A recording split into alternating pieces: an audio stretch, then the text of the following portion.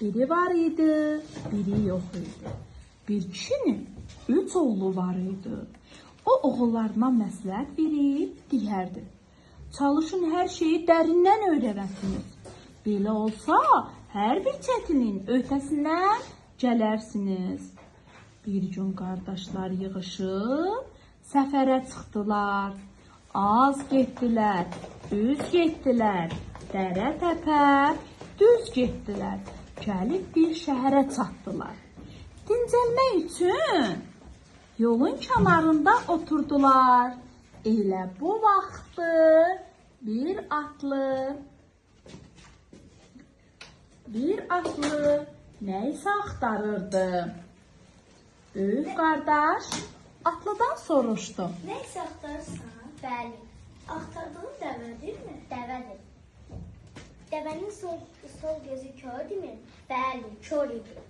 Dəvənin yanında bir uşaq və bir adam var idimi? Bəli, var idi.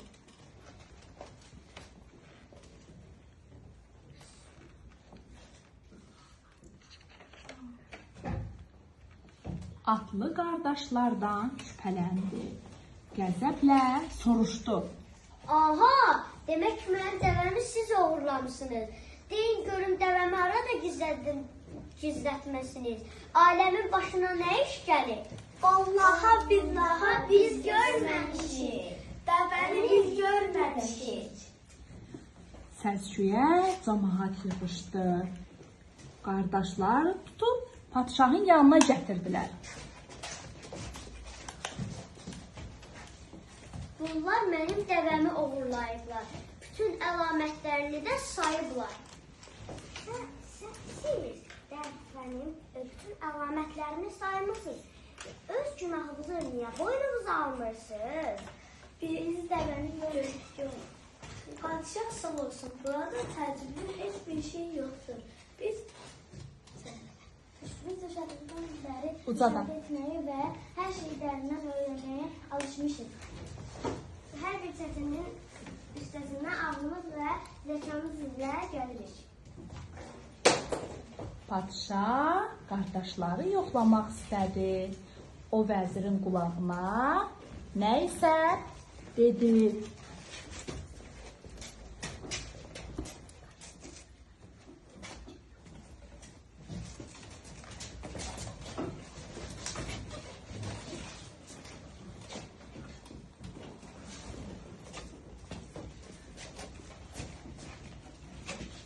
Tapın görək bunun içində nə var?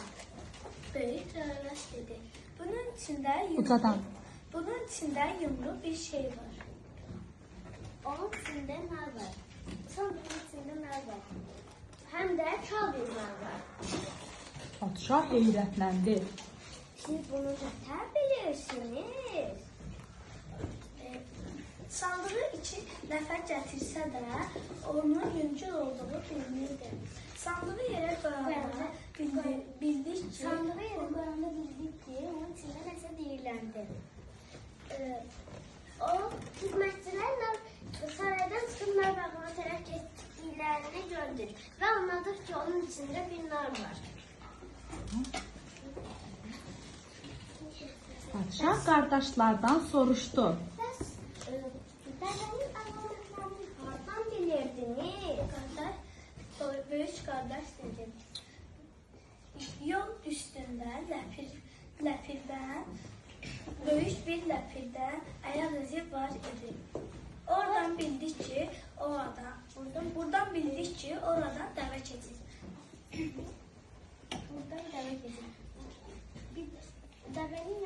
Anladık ki, dəvənin yanında 2 nəfər olur. Biri böyük ayaq izi, biri də kiçik ayaq izi.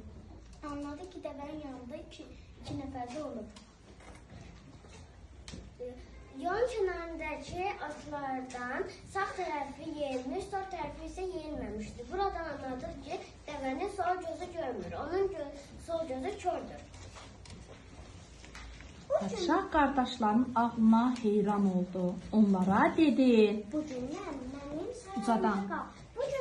mənim sarayımda qalın.